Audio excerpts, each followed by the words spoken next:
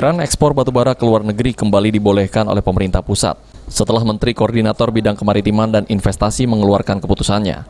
Dengan keputusan tersebut, Gubernur Sumsel Herman Deru meminta untuk pemenuhan kuota dalam negeri terpenuhi. Jika tidak, dirinya akan bersurat ke Presiden untuk menutup ekspor batubara jika kuota dalam negeri tidak terpenuhi. Terkait kewenangan daerah dalam mengelola batubara, Herman Deru mengatakan jika selama ini mereka memberikan masukan ke kementerian dalam hal proses pengelolaan batubara untuk kebutuhan dalam negeri.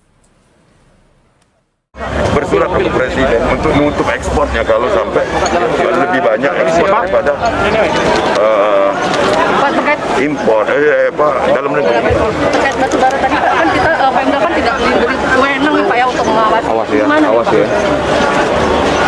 Kan tidak diberi kewenangan, tapi kita sebagai tuan rumah itu tentu pemerintah provinsi sebagai wakil pemerintah pusat. Jadi semua kementerian itu ada di sini memberikan masukan. Jangan sampai ada kebutuhan dasar seperti PLN, kebutuhan dasarnya adalah batubara. Jangan sampai kita sendiri mati di lumbung padi. Sejauh ini Sumsel sendiri dikenal sebagai salah satu daerah penghasil batubara terbesar di tanah air.